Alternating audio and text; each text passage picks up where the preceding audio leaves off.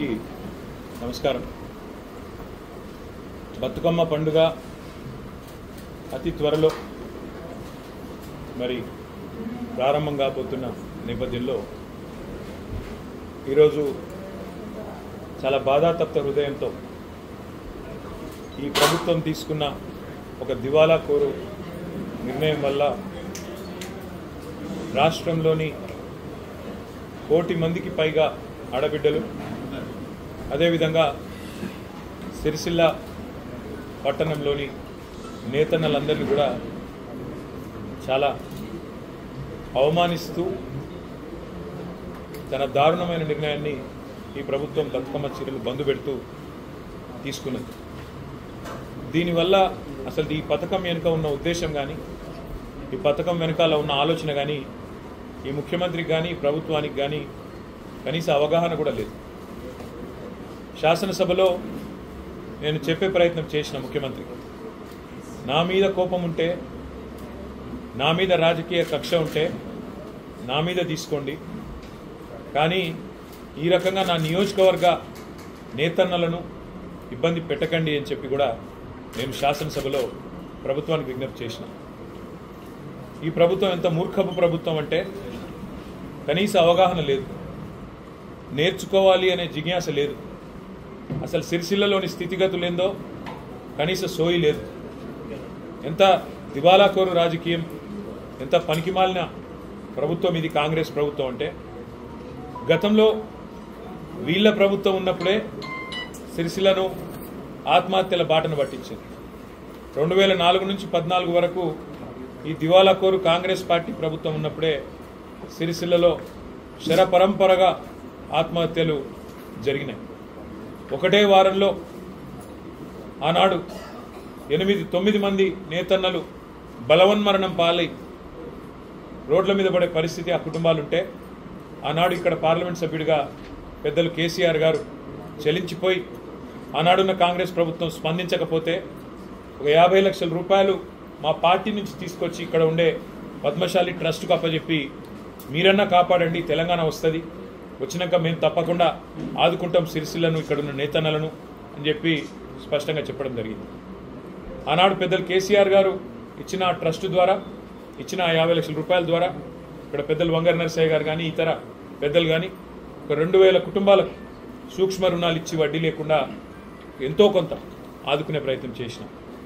ఆ తర్వాత తెలంగాణ రాష్ట్రం ఏర్పడ్డ తర్వాత కేసీఆర్ గారు స్వయంగా ముఖ్యమంత్రిగా సిరిసిల్లకు సంబంధించిన వ్యాపారవేత్తలను పిలిచి వారికి భోజనం పెట్టి వారితో సమావేశమై అడిగిన ఒకే ఒక్క ప్రశ్న, ఏం చేస్తే సిరిసిల్లలో ఉండే నేతన్నలకు ఇలా 7-8 రూపాయలు వస్తున్నది నెలకు, దాన్ని డబల్ చేయాలంటే 16,000, 20,000, 25,000 చేయాలంటే ఏం చేయాలి నేను అని అడిగింది.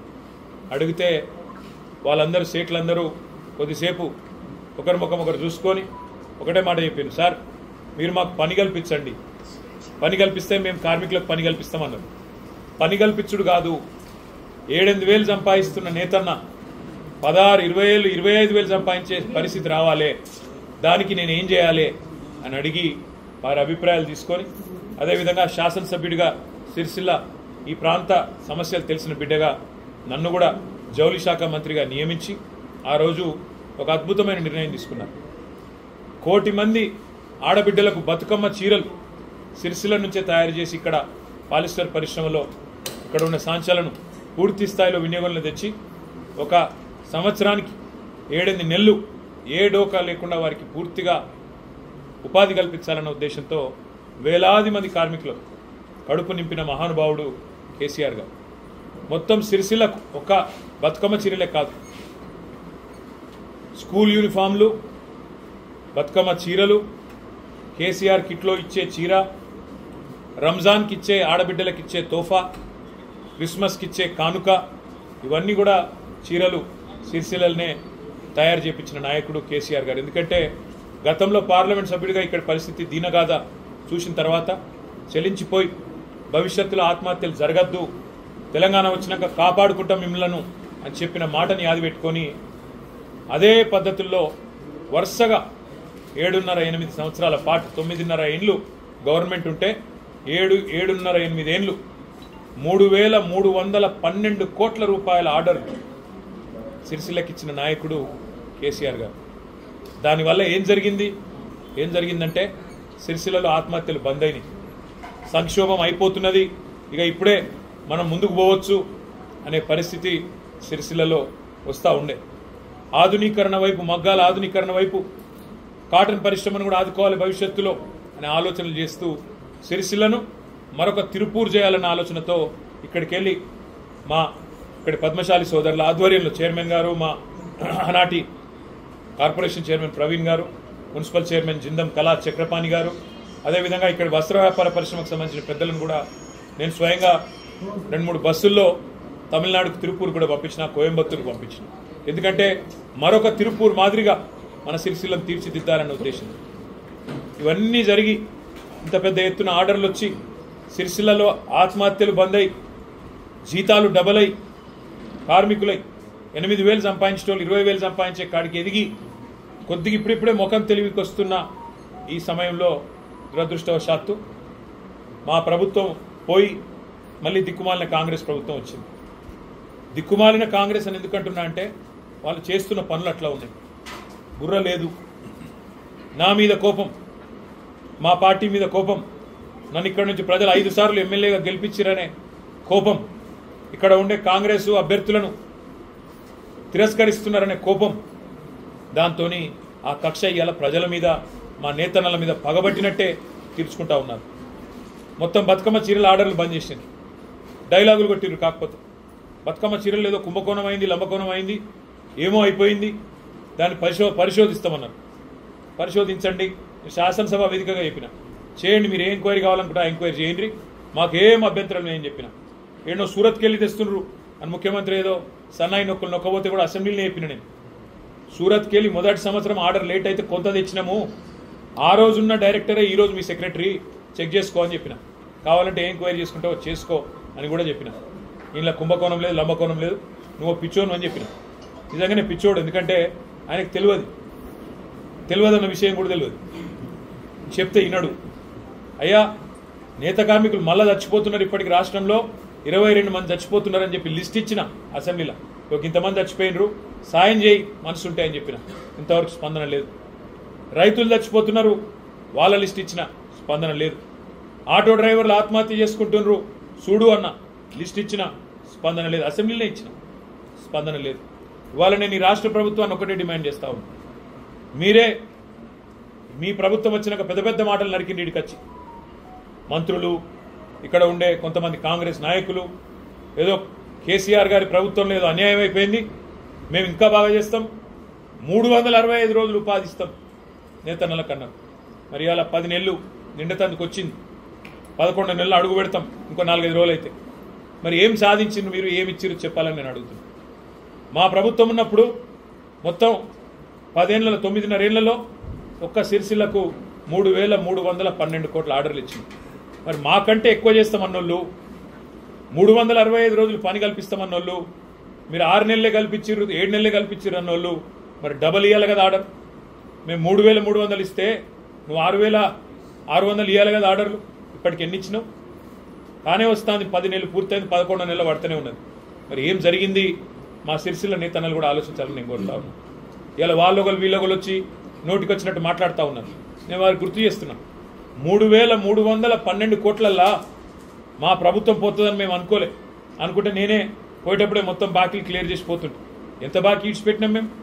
3,312లా 200 చిల్లర కోట్లు మాత్రమే ఇచ్చేది ఉండే. అంటే ఎంత పర్సెంట్ అది?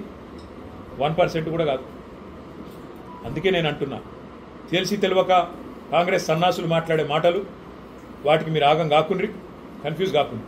మీ తరఫున కొట్లాడుతందుకు మేము ఉన్నాం, కానీ పోరాటానికి మీరు కూడా ముందుకు రావాలని చెప్పి నేను కోరుతా ఉన్నా. సిరిసిల్ల నేతలు కొట్లాడడానికి మేము సిద్ధంగా ఉన్నా, మీ తరఫున మాట్లాడడానికి మేము సిద్ధంగా ఉన్నా. అనవసరంగా వాళ్ళు వేసే ఎత్తుగడలకు మీరు ఆగం కాకండి. నేను ముఖ్యమంత్రిని డిమాండ్ చేస్తా ఉన్నా. నువ్వే చెప్పినావు, 1 చీర కాదు 2 చీరలు ఇస్తా అన్నావు. దొరసాన్లకి ఇయ్యా, నేను సెల్ఫ్ హెల్ప్ గ్రూప్లో పనిచేసే మా ఆడబిడ్డలకు ఇస్తాను, సంతోషం. 1 చీర కాదు 2 చీరలు కానీ ఆ 2 చీరల ఉత్పత్తి సిరిసిల్ల నేతన్నలకి ఇస్తే వాళ్ళ బతుకు బాగుపడుతుంది. నీకు కూడా అర్థమవుతుంది ఇక్కడ సమస్య ఏందో, తద్వారా కనీసం కొంత జ్ఞానోదయం అని అవుతుంది. నేను ఒకటే ఒక్క డిమాండ్ ఈ ప్రభుత్వాన్ని చేస్తా ఉన్నా. ఏ కారణం చేత ఈరోజు సిరిసిల్లను గోసవుచ్చుకుంటున్నావు, ఇక్కడ నేతన్నలను గోసవుచ్చుకుంటున్నావో చెప్పాలని చెప్పి నేను డిమాండ్ చేస్తా ఉన్నా. 10 ఏళ్ళు చక్కగా నడిచిన వ్యవస్థ ఆత్మహత్యలు బంద్ అయిపోయిన పరిస్థితి నుంచి ఇలా మళ్ళొక్కసారి ఆత్మహత్యలు జరుగుతున్నాయంటే నీకు కనీసం మనసు లేదా? కనీసం ఆ మనసులో ఒక్క క్షణమన్న బాధ అనిపిస్తలేదా? ఆలోచించమని చెప్పి ముఖ్యమంత్రిని కోరుతా ఉన్నా. అదే మాదిరిగా సిరిసిల్లలో ఒక నేతన్నలే కాదు, అందరూ ఇబ్బంది పడతా ఉన్నారు. చాలా విచిత్రమైన పరిస్థితి ఇక్కడ అధికారులు కూడా కాంగ్రెస్ పార్టీ నాయకుల్లాగా, కాంగ్రెస్ పార్టీ కార్యకర్తల్లాగా అత్యుత్సాహాన్ని ప్రదర్శిస్తూ అడ్డగోలు జమాబందీ వ్యవహారం చేస్తూ ఉన్నారు. మొన్నటికి మొన్న 54 రేషన్ దుకాణాలు ఇక్కడ మా గతంలో ప్రభుత్వం ఉన్నప్పుడు కొత్త రేషన్ దుకాణాలు పెట్టినాం. చిన్న చిన్న పల్లెలలో, పోతిరెడ్డిపల్లె లాంటి చిన్న పల్లెలు పెట్టినాం, రాగట్లపల్లె లాంటి చిన్న పల్లెల కొత్త గ్రామ పంచాయతీ చేసి అక్కడనే మళ్ళీ వాళ్ళు ఇంకో పక్క ఊరికి పెద్ద ఊరికి పోయి అక్కర లేకుండా ఆడనే దుకాణం పెట్టినాం. దుకాణం పెట్టి ఏం చేసినాం? మేము స్థానికంగా ఉండే మహిళా సంఘానికి అప్పచెప్పినాం, మీరు నడుపుకోండి పొదుపు సంఘం వాళ్ళు, తద్వారా మీకు ఇంత ఆమ్దాని ఉంటుందని చెప్పి పొదుపు సంఘం వాళ్ళకి అప్పచెప్పినాం. మరి నువ్వేం చేసినావు? వచ్చి ఇప్పుడు ఇక్కడ నా చేతిలో 4 సార్లు ఓడిపోయిన ఆయన ఏందో ఆయనే రాజు, ఆయనే మంత్రి అన్నట్టు, ఆయన ఇక నేనే నడుపుతా మొత్తం ప్రభుత్వాన్ని, అసలు ఇక అటు రేవంత్ రెడ్డి ఇక్కడ నేను అన్నట్టుగా ఇష్టారాజ్యం ఇష్టం వచ్చిన వ్యవహారం చేస్తూ ఉన్నారు. దానికి అధికారులు వంతపాడుతూ ఇవాళ ఆగమాగం అవుతున్నారు. అధికారులకు నేను ఒకటే చెప్తా ఉన్నా, మొన్న ఆంధ్రప్రదేశ్లో ఏం జరిగిందో చూడండి. ఆల్ ఇండియా సర్వీస్ ఆఫీసర్లు కూడా మన సస్పెండ్ అయింది. మీరు చట్టం ప్రకారం కాకుండా, కానూన్ ప్రకారం కాకుండా ఇష్టం వచ్చినట్టు చేస్తామంటే మాత్రం తప్పకుండా దానికి ఫలితం అనుభవిస్తారు. ఆల్ ఇండియా సర్వీస్ ఆఫీసర్లే కావచ్చు, పోలీసులే కావచ్చు, ఆర్డీఓలే కావచ్చు, కలెక్టర్లే కావచ్చు, ఎవడే కావచ్చు, తప్పకుండా ఫలితం అనుభవిస్తారు. చట్టం ప్రకారం పనిచేయండి, ఒళ్ళు దగ్గర పెట్టుకొని పనిచేయండి. ఇష్టం వచ్చినట్టు చేస్తామంటే మాత్రం ఊరుకోము. మీకు తెలుసు, మాకు తెలుసు, ప్రజలకు కూడా తెలుసు. మళ్ళా 3.5-4 ఏళ్లలో కేసీఆర్ గారు తిరిగి వస్తారు. మీ సంగతి తప్పకుండా అప్పుడు చూస్తామనే మాట కూడా నేను చెప్తాను. అయితే ఇక్కడ ఒక మాట నేను అడుగుతా ఉన్నా, ఇక్కడ కలెక్టర్ని, ఆర్డీఓని, 54 దుకాణాలకు దరఖాస్తులు పిలిచింది. 480 మంది పైసలు కట్టి మరీ దరఖాస్తు చేసుకున్నారు. ఆరోపణలు వస్తున్నాయి. స్వయంగా కాంగ్రెస్ నాయకులే ఆరోపిస్తున్నారు, మేము కూడా కాదు.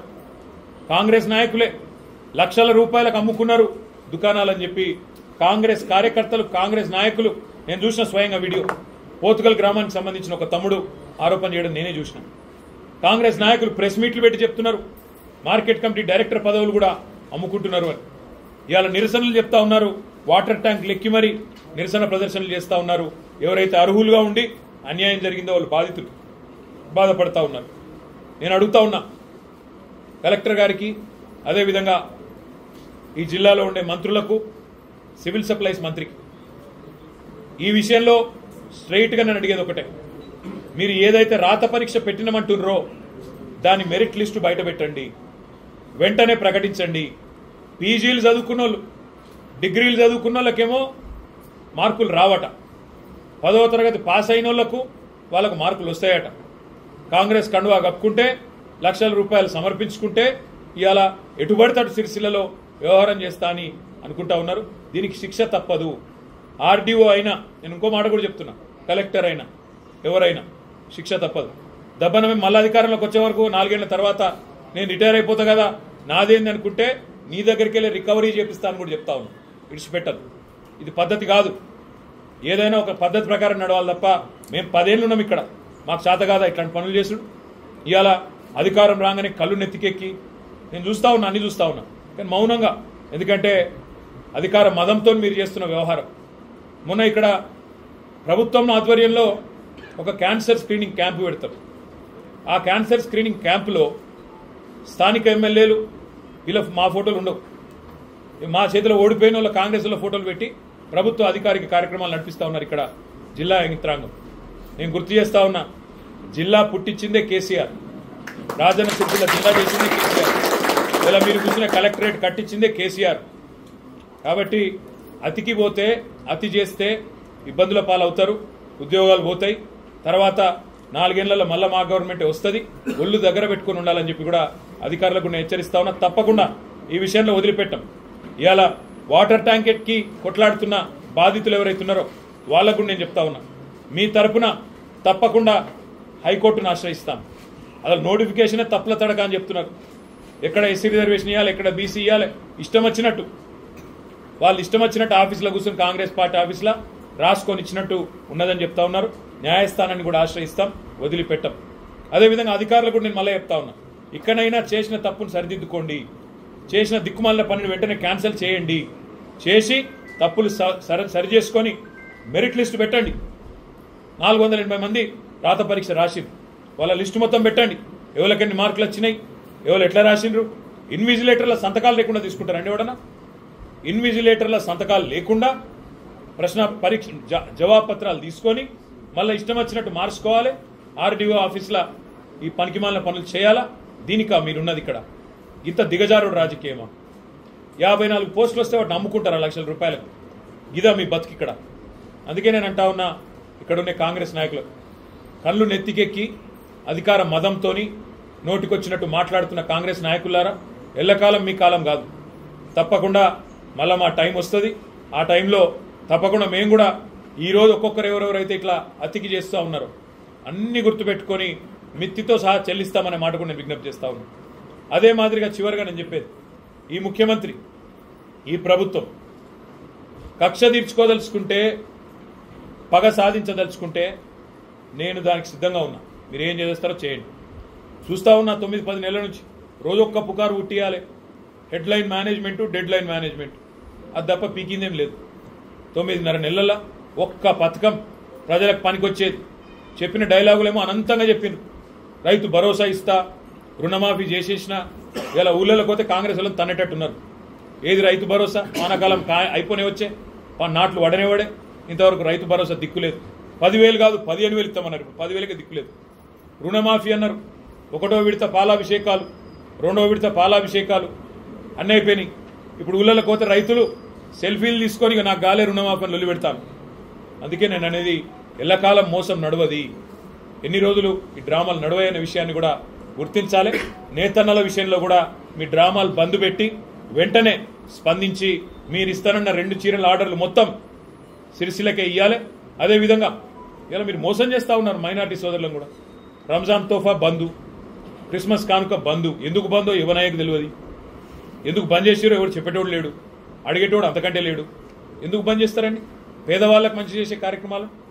అందుకే నేను అనేది, మూర్ఖపు ప్రభుత్వం, దివాలాకోరు రాజకీయం, అది తప్ప మీకు తెలిసిందేమీ లేదు. తప్పకుండా దీనికి అనుభవిస్తారు ఫలితం అనే మాట కూడా చెప్తూ పాత్రికేయ మిత్రులందరికీ కూడా హృదయపూర్వకంగా ధన్యవాదాలు. నమస్కారం.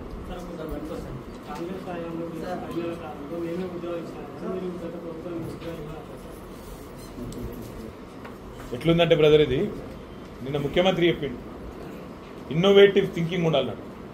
ఇన్నోవేటివ్ థింకింగ్ అంటే ఏందో ఎరికేనా? ఇన్నోవేటివ్ థింకింగ్ అంటే మనం ఇయ్యని ఉద్యోగాలు మనం ఇచ్చినట్టు చెప్పుకోవడం ఇన్నోవేటివ్ థింకింగ్.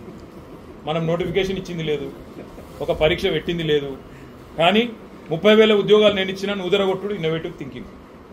ఇంకొక మాట, ఇన్నోవేటివ్ థింకింగ్ అంటే అర్హత లేని బావమరిది గారికి 1137 కోట్ల కాంట్రాక్ట్ ఇచ్చుడు ఇన్నోవేటివ్ థింకింగ్. ఇదివరకేమో ప్రతిపక్షంలో ఉన్నప్పుడు ఉద్యోగాలు ఇవ్వలేదని తిట్టాలి, మళ్ళీ అవే ఉద్యోగాలకు మీరు వచ్చినాక కాయిదాలు ఇవ్వాలి, అది ఇన్నోవేటివ్ థింకింగ్. ప్రతిపక్షంలో ఉన్నప్పుడు మీరు డబుల్ బెడ్రూమ్ ఇల్లు కట్టలేదని తిట్టాలి, మళ్ళీ ఇవాళ అధికారంలోకి రాగానే కేసీఆర్ ఇచ్చిన 15,000 డబుల్ బెడ్రూమ్ ఇల్లు మనం ఇచ్చినామని చెప్పి మూసీ బాధితులకు అని చెప్పి వాళ్ళకి మళ్ళీ ఇచ్చి మనమే కట్టినట్టు 9 నెలల ఏదో పీకి పందిరేసినట్టు పోజులు కొట్టడం ఇన్నోవేటివ్ థింకింగ్. ఇన్నోవేటివ్ థింకింగ్ అంటే ఇన్ని రోజులు అడ్రస్ లేని అన్నదమ్ములు ఇలా సడన్గా 1000 కోట్ల పెట్టుబడులతోని, సంచుల మూటలతోని తెలంగాణకు వచ్చుడు ఇన్నోవేటివ్ థింకింగ్. ఇన్నోవేటివ్ థింకింగ్ అంటే ఇంకా చాలా ఉన్నాయి, చెప్పండి చెప్తాను. ఉద్యోగాలు ఎన్ని ఇచ్చినామో ఇదివరకు చెప్పినాం, మళ్ళీ చెప్తున్నాం. 160,000 ఉద్యోగాలు అన్నాడు ఇచ్చినాం. భారతదేశంలోనే ఏ ప్రభుత్వము ఏ రాష్ట్రం ఇయ్యనని ఉద్యోగాలు ఇచ్చినాం. కానీ మా తమ్ములకు చెప్పుకోవడంలో విఫలమైనాం, మా తమ్ముళ్లను చెల్లెలను కన్విన్స్ చేసుకోవడంలో విఫలమైనాం. మా నాయకులం మేము ఫెయిల్ అయినాం. కేసీఆర్ గారు కాలే, మేము చెప్పలేకపోయినాం ప్రజలకు. మేము ఉద్యోగులకు అత్యధిక జీతాలు భారతదేశంలో ఇచ్చి ఉద్యోగులకు కూడా దూరమైన. ఎందుకు? 73% ఫిట్మెంట్ ఇచ్చి 1వ తారీఖు జీతాలు పడలే అని అవతలోడు ప్రతిపక్ష పోడు లొల్లి పెడితే దాన్ని మేము చెప్పుకోలేక వాళ్ళని దూరం చేసుకున్నాం. ఇట్లా ఎన్నో జరిగినాయి. కానీ ఒకటి మాత్రం పక్కా, ప్రజలకు ఇప్పుడిప్పుడు అన్ని తేట పడుతున్నాయి. 2 లక్షల ఉద్యోగాలు మొదటి సంవత్సరంలో ఇస్తా అని నరికిన రాహుల్ గాంధీ ఏడి? అశోక్ నగర్కి వచ్చి నేను ఇస్తా, నా గ్యారంటీ, అని చెప్పిన రాహుల్ గాంధీ ఎక్కడ పోయింది? 10 నెలలు అయిపోయినాయి, 11 నెలలు వస్తూనే ఉన్నది. మరి మొదటి సంవత్సరంలో 2 లక్షల ఉద్యోగాలు అన్నావు, 2 ఉద్యోగాలను ఇచ్చినవా ఇప్పటి వరకు? చెప్పమని చెప్పి నేను ముఖ్యమంత్రిని డిమాండ్ చేస్తా ఉన్నా. 2 లక్షల ఉద్యోగాలని మోసం చేసిన 2 ఉద్యోగాలు వచ్చినాయి. ఒకటి రాహుల్ గాంధీకి లీడర్ ఆఫ్ ఆపోజిషన్ అయిండు, రేవంత్ రెడ్డి ముఖ్యమంత్రి అయిండు. కానీ మిగతా 2 లక్షల ఉద్యోగాల సంగతి మాత్రం మర్చిపోయింది. ఇది పక్క.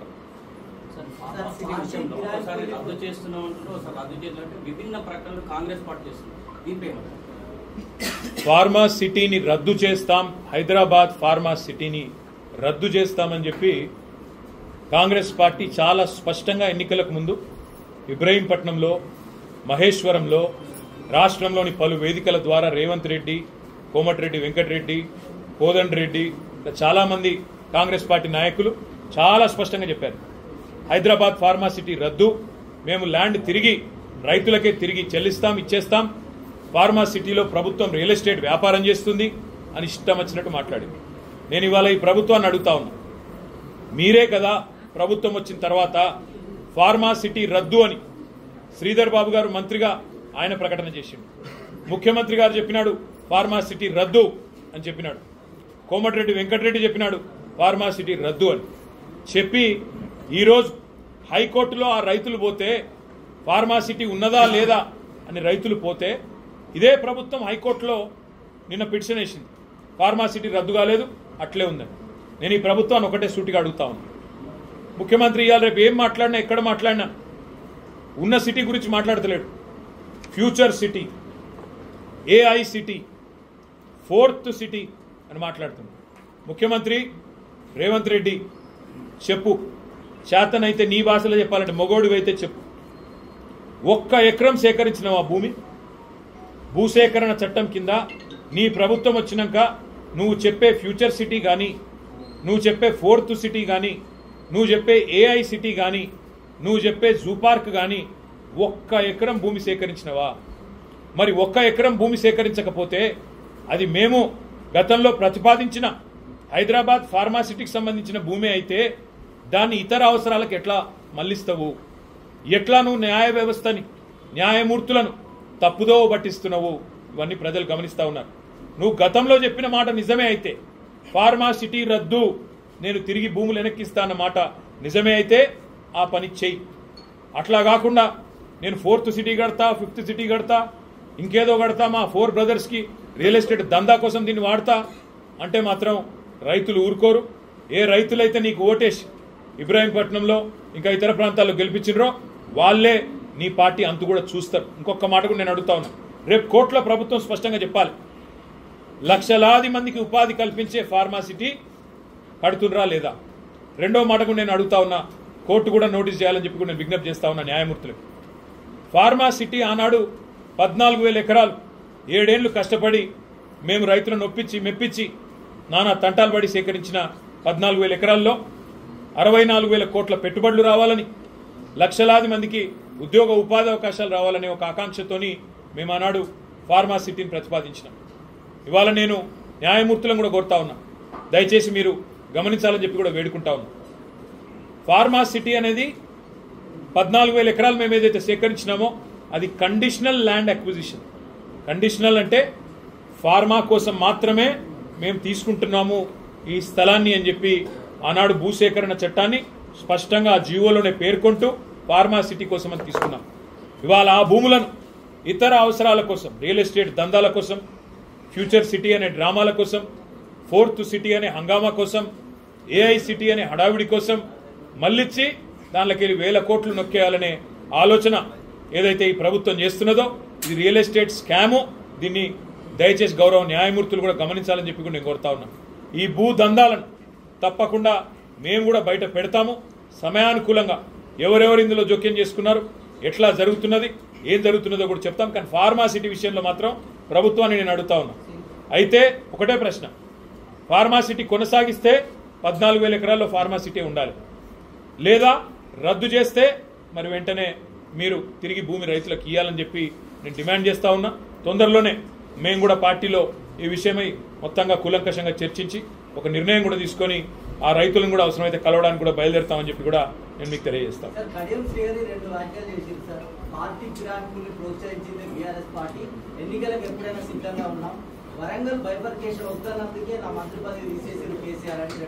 సరే, ఇక పార్టీ మారినాక ఏదో ఒకటి మాట్లాడాలి కాబట్టి మాట్లాడతారు. నేను అనేదల్లా ఒక్కటే, సిద్ధంగా ఉంటే చాలా సంతోషం. ఆయన ఒక్కడే కాదు, 10 మంది కూడా సిద్ధంగా ఉండాలి. ఉప ఎన్నికలు పక్కా వస్తాయి. వీళ్ళందరికీ పరాభవం కూడా తప్పదు.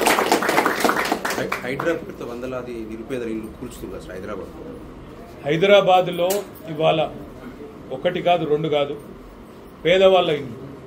ఎంత అరాచకం అంటే అసలు ప్రభుత్వంలో కుడి చేయి ఏం చేస్తుందో ఎడం చేయి తెలుస్తలేదు.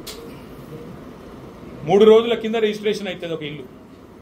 1,50,00,000 రూపాయలు పెట్టి ఒక మధ్యతరగతి మనిషి కొనుక్కుంటాడు. 3 రోజుల తర్వాత హైడ్రా వచ్చి కూలగొడుతుంది. అసలు ఈ ప్రభుత్వం నడుపుతున్నారో వీళ్ళు సర్కస్ నడుపుతున్నారో నాకైతే అర్థమవుతుంది. నీ ప్రభుత్వంలో రిజిస్ట్రేషన్ శాఖనేమో రిజిస్ట్రేషన్ చేస్తుంది, ఇంకో శాఖనేమో మున్సిపల్ శాఖ వచ్చి కూలగొడుతుంది. అసలు కనీసం మీకన్నా తెలుస్తుందా ఏం చేస్తున్నారో? చిన్న పిల్ల వేదశ్రీ అనే పాప, 7 ఏళ్ల పాప, ఆమె అడుగుతున్నది, మా పుస్తకాలు తీసుకుంటామంటే కూడా మాకు టైం లేదు, బల్మిట్కి నూకేసిండ్రు, మా అమ్మ నాయన పెట్రోల్ పోసుకుంటే కూడా గుంజుకపోయి పోలీసు వాళ్ళు తీసుకుపోయినరు, రేవంత్ సార్ చేయించిండు అని చెప్పి ఒక చిన్న పాప మాట్లాడుతున్నది. నేను ప్రభుత్వాన్ని అడుగుతున్నా, ఒక ప్రెగ్నెంట్ లేడీని కనికరం లేదు నీకు, ఒక చిన్న పాప అంటే కనికరం లేదు. నీ ప్రభుత్వమే చేసిన రిజిస్ట్రేషన్ అనే సోయి కూడా నీకు లేదు. నీ ఖజానాకేమో పైసలు అటు తీసుకుంటావు, ఒక జేబులో పెట్టుకుంటావు, ఇంకో జేబులోనేమో కూలగొడతావు. ఇలా ఎవడు బాధ్యుడు? నీ ప్రభుత్వమే చేసిన తప్పుకు ఎవడు బాధ్యుడు? నీ అన్నగాని ఇల్లేమో ముట్టనీయవు, మీ అన్న ఇల్లేమో భద్రంగా ఉండాలి, బడుగుల బతుకు మాత్రం ఛిద్రం కావాలి. ఇదే నా నీ నీతి?